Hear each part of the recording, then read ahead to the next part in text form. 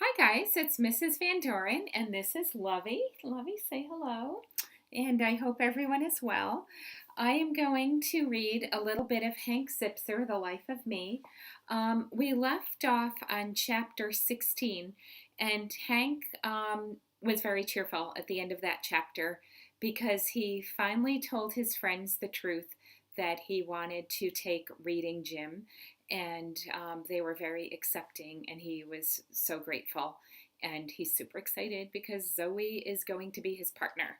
So I am going to read chapter 17 today, and here we go. My spurt of happiness kept right on going for the next month. Ms. Adolph's rumba injury was still keeping her home in bed, so she wasn't around to make us participate in her usual fun activities like pop quizzes and mini tests and end of chapter questions and extra homework assignments. It was great to have Mr. Rock for a substitute teacher. He told at least one joke every day in class, and if you messed up on a test, he gave you a chance to study harder and take it again. Using his system, I got two B's and a C plus. Those grades actually got my dad to look up from his online crossword puzzle and say, "Much improved, Hank. Keep it up." And coming from him, that's a major compliment. Tuesday quickly became my favorite day of the week. After school, Frankie and Ashley would change into their gis and go into the gym for taekwondo. Zoe and I would meet at the library for reading gym. We were partners, helping each other put together our autobiographies. I decided to make mine a scrapbook type of thing because writing a really long essay was totally impossible for me. I brought in cool stuff from home, like photos and my drawing doodles and tickets from Mets games and the first poem I ever wrote. Mr. Rock said it was okay to make a scrapbook as long as I used everything that was there to practice my reading and spelling skills. Being a drummer, Zoe decided to do a multimedia presentation. She wrote about her life in words that sounded like song lyrics. After each piece of writing, she made a tape of her favorite music from that time.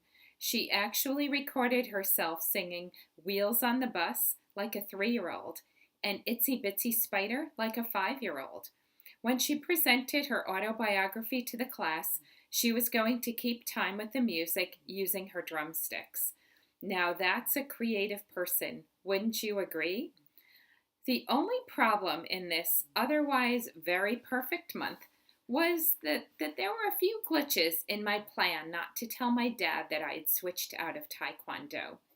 Don't worry, he didn't find out because Emily kept her mouth shut, although she did get an extra week of bed making out of me. But I had a lot of close calls because when you're keeping something from your mom or dad, you can easily get caught. Trust me on that. Like every Tuesday, I had to switch into my gi before I got home from school, so it looked like I had been in martial arts.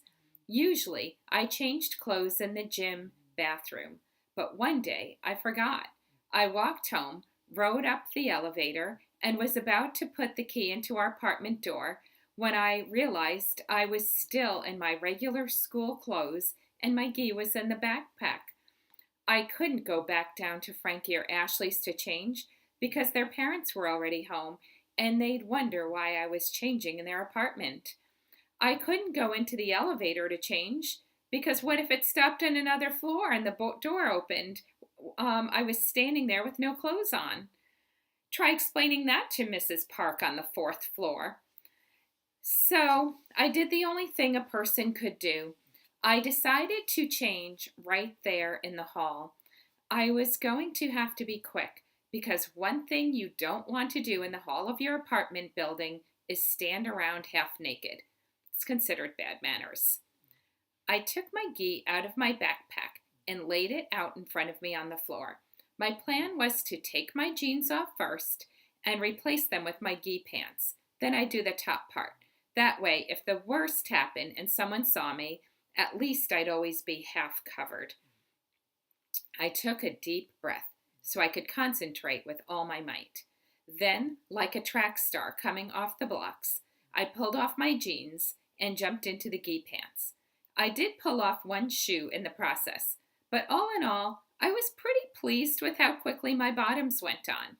Now, all I had to do was get the top part changed, and I was home free. I took another deep breath, yanked off my sweatshirt and my t-shirt, and tossed them on the floor. Brr, it was freezing cold. But before I could even reach for my gi top, the door across the hall opened, and little Tyler King stepped out. He's 5 and was wearing his Spider-Man pajamas like he always does.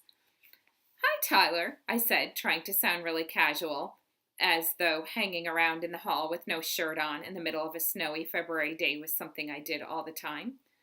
"Why are you naked, Hank?" he asked. "I'm not naked, Tyler. I'm just not wearing a shirt." "That's fun. I'm going to take my shirt off, too," he said, pulling off his Spider-Man pajama top. "No, Tyler," I said. "It's cold. You have to put your shirt on." "But you don't have one on." "That's because I'm a big boy," I said. Okay, I know it was a lame answer, but I was under a lot of pressure. I reached out and picked up his pajama top. "Come on, let's put this on," I said. "Arms up." "No," he said. "Look up there, Tyler," I said, pointing to the ceiling. "It's Spider-Man." He looked up, and I took the opportunity to slip his pajama top over his head. "I don't see Spidey, Hank." "That's because he's over there now," I said, pointing to the elevator. "Can you wave to him?" Tyler waved, and while his arm was out, I slid the pajama arm over his arm. One down, one to go. "Now he's over there on the other side. Wave to Spider-Man, Tyler. Say hi, Spidey." Tyler waved, and I managed to get his pajamas over the other arm. At least he was dressed. But now he was sad. "I didn't see him, Hank. Did Spidey leave?" "I think he went into your apartment, Tyler, back inside the TV where he lives." "I'm coming, Spider-Man," Tyler yelled. "Be right there." He turned around, ran back inside his apartment, and slammed the door. Phew, that was hard and cold. I took a second to recover, still with no top on, when I saw the other apartment door on our floor open just a crack. "What's going on out there?" Mrs. Fink said, peeking out from her door. "Hank, is that you? Where's your shirt? You'll freeze out there." "Shh," I whispered to Mrs. Fink. She's not known for speaking quietly, and the last thing I wanted was for my dad to hear her and come outside. "What's with the shh? You have a secret?" she asked. "Yes, tell me," she said. "I love secrets." I heard footsteps in my apartment coming toward the door. I had 2 seconds maximum before they reached me, and I had to come up with something, and quick. So, guys, think about it. What would you say? What's the secret, and what would you come up with? So until next time, stay well, and Lovey, say goodbye to our friends. So Lovey says goodbye, and have a great afternoon.